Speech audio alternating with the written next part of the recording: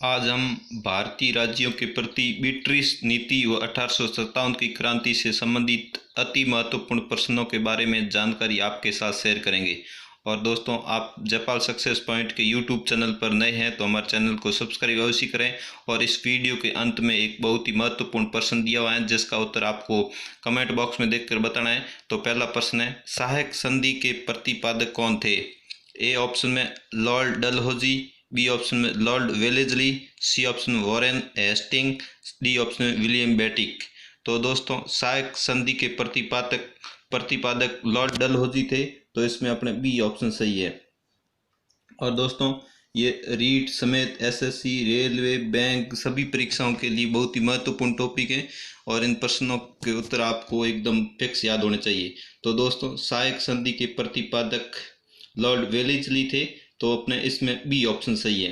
और दोस्तों, आप पहले ही वीडियो को रोककर ये आप बता लें कि ये मेरा उत्तर है, फिर आप पता करें कि मेरा उत्तर सही है कि या गलत है। यहाँ गलत हो जाएगा तो कोई बात नहीं, परीक्षा के अंदर आपका उत्तर गलत नहीं होना चाहिए। अब बढ़ते हैं अगले प्रश्न की ओर। प्रश्न संख्या 2, सबसे पहले सहायक संधि किस शासक के साथ संपन्न हुई थी? तो दोस्तों, सहायक संधि का प्रतिपादन लॉर्ड वेलेजली ने किया था। अब ये प्रश्न पूछा है, सबसे पहले सहायक संधि किस शासक के साथ संपन्न हुई थी? तो ए ऑप्शन में है अवध का नवाब, बी ऑप्शन में जयपुर रियासत, सी ऑप्शन में हैदराबाद का निजाम, डी ऑप्शन में कोटा। तो दोस्तों, सबसे पहले सहायक संधि हैदराबाद के निजाम के साथ संपन्न हुई थी, तो अपने इसमें सी ऑप्शन सही है। अब बढ़ते हैं अगले प्रश्न की ओर। प्रश्न संख्या 3, व्यपगत सिद्धांत के प्रतिपादक कौन माने जाते हैं?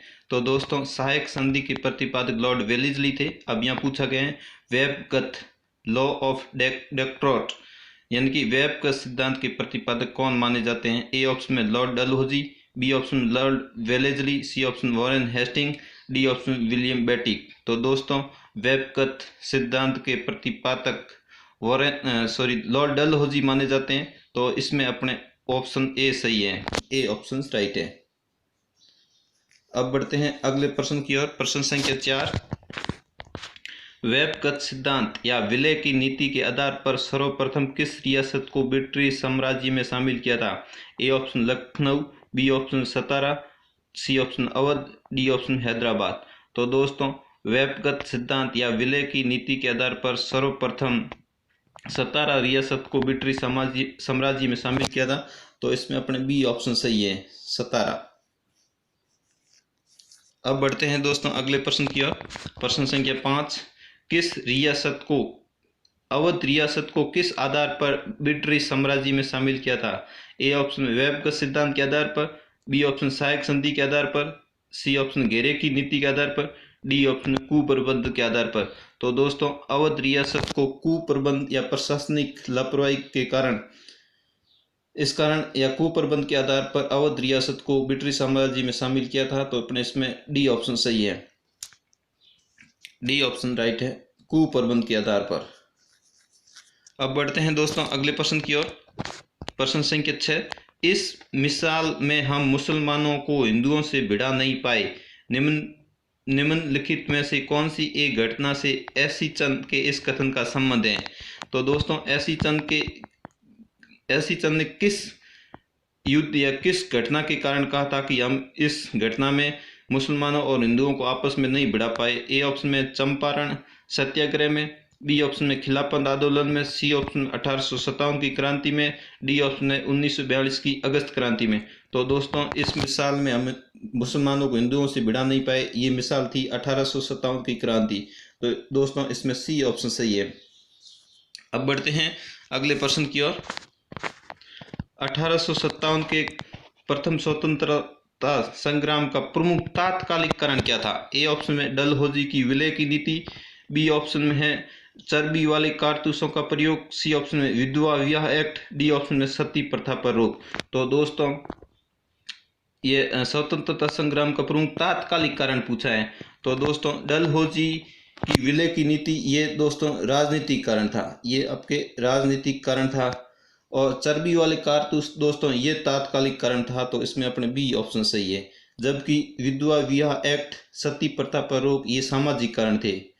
तो दोस्तों ये दो सामाजिकरण थे और ये डलहौजी की विलय नीति राजनीतिकरण था। तो दोस्तों इसका अपने बी ऑप्शन सही है। और दोस्तों आपको यदि राजनीतिकरण पूछ लिया जाए तो डलहौजी की विलय नीति वाला सही होगा। और यदि आपको तात्कालिक कारण पूछा जाए तो चर्बी वाले कारतूसों का प्रयोग था। ये तात्कालिक कारण था 1857 की क्रांति का। तो दोस्तों ये पोर्शन बहुत ही महत्वपूर्ण है, कई परीक्षाओं में बार बार पूछा जा रहा है, आप भी अपने थोड़ा ध्यान में रखें ऐसे। प्रश्न संख्या 8, भारत के प्रथम गवर्नर जनरल व वायसराय कौन थे? दोस्तों ये प्रश्न कई परीक्षाओं में बार बार पूछा गया है, रेलवे, एसएससी, बैंक संबंधित कई परीक्षाओं में पूछा गया है। तो आपके लिए भी ये बहुत ही महत्वपूर्ण हो सकता है। भारत के प्रथम गवर्नर जनरल व वायसराय कौन थे? ए ऑप्शन में वॉरेन हेस्टिंग, बी ऑप्शन में William Bentinck, C option lord Canning, D option Dalhousie. तो दोस्तों भारत के प्रथम गवर्नर जनरल व वायसराय लॉर्ड कैनिंग थे। तो इसमें अपने सी ऑप्शन सही है। अब बढ़ते हैं दोस्तों अगले प्रश्न की ओर। कुंवर सिंह ने किस जगह विद्रोह की पताका फहराई थी? ए ऑप्शन में Jhansi, B option Patna, C option Jagdishpur, D option Awadh. तो दोस्तों ये भी प्रश्न बहुत ही महत्वपूर्ण है। तो कुंवर सिंह ने किस जगह विद्रोह की पताका फहराई थी? तो दोस्तों ये कुंवर सिंह जगदीशपुर बिहार में स्थित है। तो इसमें अपने सी ऑप्शन सही है, जगदीशपुर बिहार में, आरा के पास। तो दोस्तों कुंवर सिंह ने जगदीशपुर बिहार में विद्रोह की पताका फहराई थी 1857 की क्रांति में। अब बढ़ते हैं दोस्तों अगले प्रश्न की ओर। अगला प्रश्न है, इंडियन वॉर ऑफ इंडिपेंडेंस पुस्तक के लेखक कौन है? ए ऑप्शन में Lala Lajpat Rai, B option V D. Savarkar, C option Chandrashekhar Azad, D option Maulana Azad. तो दोस्तों इंडियन वॉर ऑफ इंडिपेंडेंस पुस्तक या स्वतंत्रता प्राप्ति हेतु प्रथम युद्ध, इसके लेखक हैं वी.डी. सावरकर। तो दोस्तों इसमें अपने बी ऑप्शन सही है। अब बढ़ते हैं दोस्तों अगले प्रश्न, आज का प्रश्न जिसका उत्तर आपको हमारे कमेंट बॉक्स में देना है। आज का प्रश्न है, किस स्वतंत्रता सेनानी को सर हुरोस ने वीरतम और श्रेष्ठतम कहा है? A option Tatya Tope, B option Begum Hazrat Mahal, C option नाना साहब, डी ऑप्शन रानी लक्ष्मीबाई।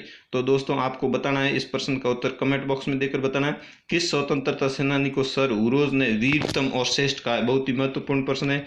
और दोस्तों आप जयपाल सक्सेस पॉइंट के यूट्यूब चैनल पर नए हैं तो हमारे चैनल को सब्सक्राइब अवश्य करें।